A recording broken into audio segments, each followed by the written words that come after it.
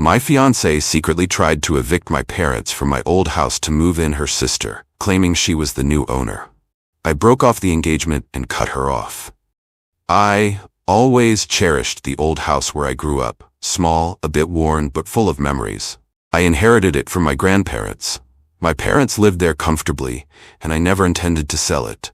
Even after I moved out and got engaged, I told my fiancée it was off limits. She seemed indifferent, as if the old place wasn't worth her time. But clearly, she had other plans simmering in the background, waiting for a chance to surface. One Monday afternoon, I got a frantic call from my father. "Son, something strange is happening. A lawyer emailed us an eviction notice on your fiancée's behalf." I nearly dropped my phone. My fiancée? Why would she involve an attorney to evict my parents from my own property? My father forwarded me the documents. They stated my fiancée was the new owner and demanded my parents vacate within 30 days. My name was nowhere on that form. It was as if she'd decided unilaterally that the house belonged to her. Shaken, I tried calling her immediately. She didn't pick up. I texted. No response. Confusion mingled with a rising anger that made my stomach churn. That evening, when she finally came home, I confronted her. "What is this about an eviction notice for my parents?" She stared at me, momentarily speechless. Then she recovered, trying to appear casual. "Oh, I was going to talk to you about it. My sister needs a place to stay, somewhere big enough for her and her kids. I figured your parents could find an apartment, and we could let my sister move in instead." I felt my hands shake.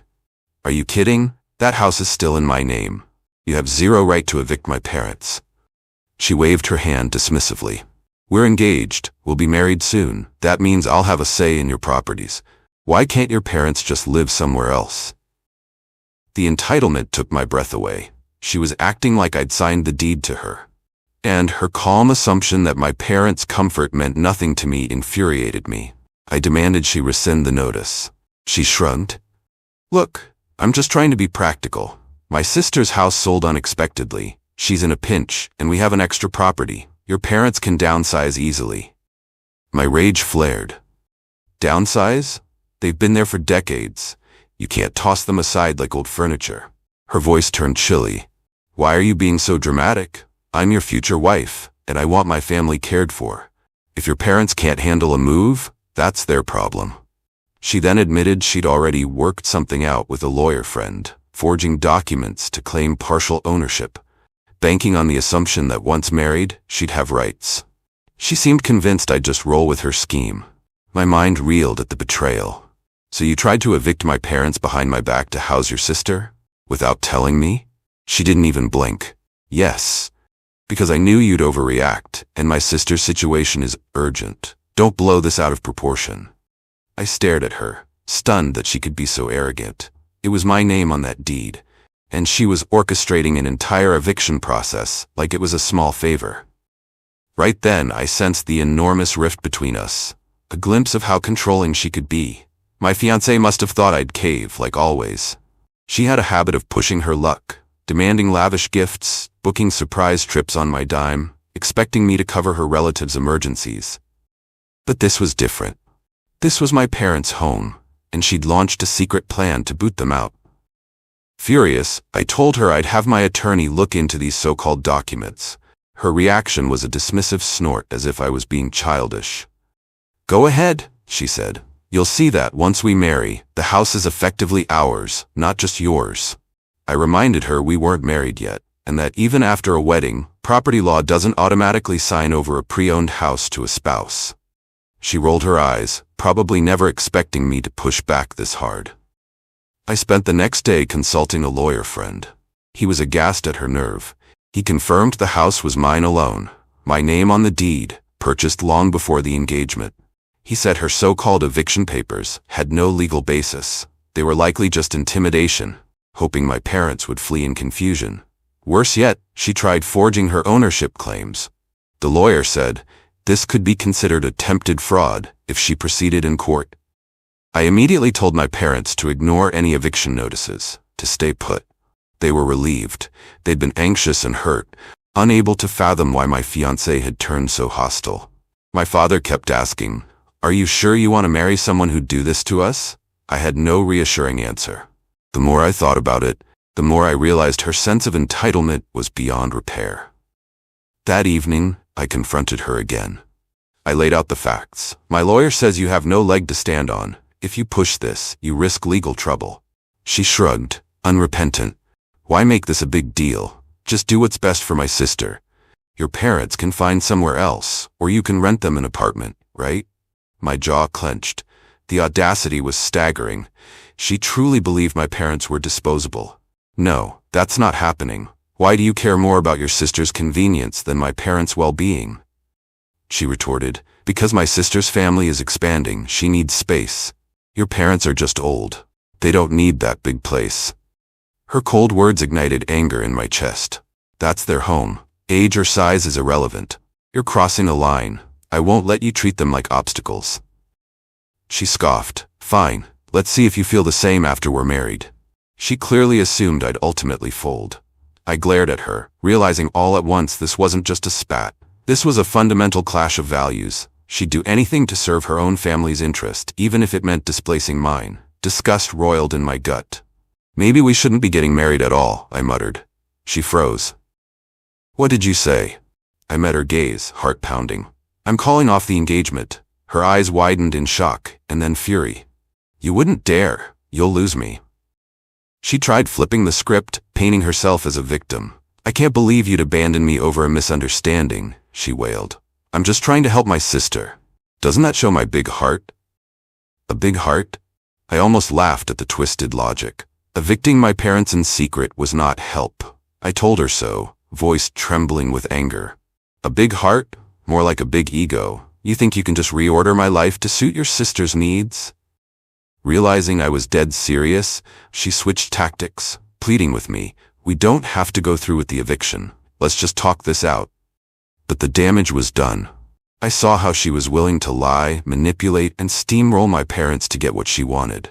That was a massive betrayal. Talk it out? I repeated. After you tried to remove my parents from their home behind my back? She tried tears. I made a mistake. I thought you'd understand once I explained. My jaw set. A mistake is forgetting to lock the door, not forging legal documents to evict family. Her tears turned to frustration. Fine, be stubborn. You'll regret losing me over some worthless old house. My blood boiled. Worthless? That house is my childhood home, and it's where my parents still live. They built their life there. You think it's worthless? Then we're definitely done. After a tense pause, I repeated firmly, the engagement is off. I'm calling my parents, telling them everything is safe, and you're out of the picture. She choked back a sob, then stormed off to the bedroom, slamming the door. I grabbed my keys, stepping outside into the cool night air to clear my head. My phone buzzed repeatedly, her texts flipping between apologies and insults. She threatened to smear me to her family, to claim I led her on financially. I was done being intimidated.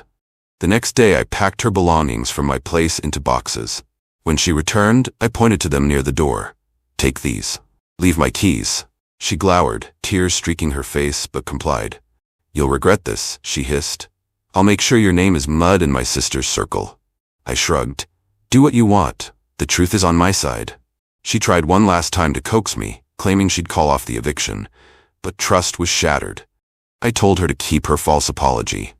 Meanwhile, I texted my father all the details, reassuring him I had no part in that eviction nonsense. He thanked me, relieved to hear I'd parted ways with her.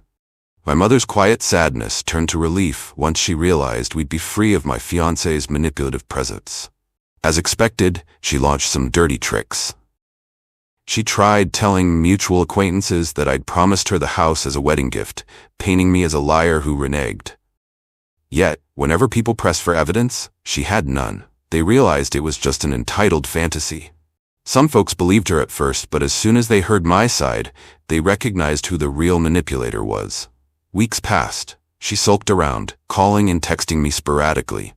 Each time, she tried a new angle. Pity, anger, guilt. She said her sister was desperate for a new place, that I'd ruined her family's plans. My reply stayed the same. You took it upon yourself to cheat my parents out of their home. That's on you. She never really apologized sincerely, only lamented that I wouldn't cooperate.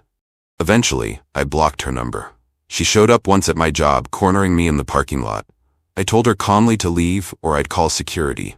She spat, "You're an idiot for losing me," before stomping off.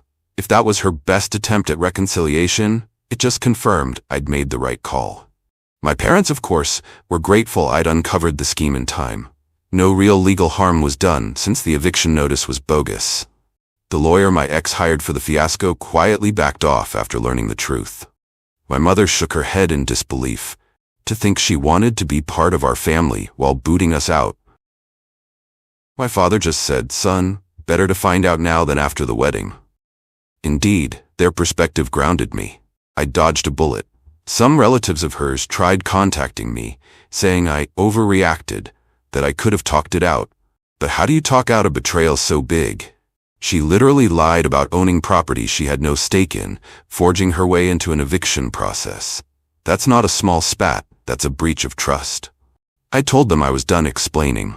Eventually, I heard she moved in with her sister's family, ironically. They probably had to figure out a new living arrangement. Good luck to them. People started telling me she was telling sob stories about being thrown away. But I let them talk. My friends and family, plus the evidence of her bogus papers, spoke for itself. In the end, I stood by my decision. Any doubt I had melted away the day I discovered she forged a path to forcibly evict my parents. She tried entitlements and dirty tricks, but I refused to budge. The revenge, if you can call it that, was simply removing her from my life. I cut her off, watched her scramble as her plan collapsed. She faced the consequences of her own arrogance. Now, I'm moving forward without a fiancé, but with my dignity and family safe. My parents remain in the old house, as they should, unafraid of sham eviction notices. And me, I'm more cautious about who I let into my life. The heartbreak stings, but the relief of escaping that manipulative mess outweighs it.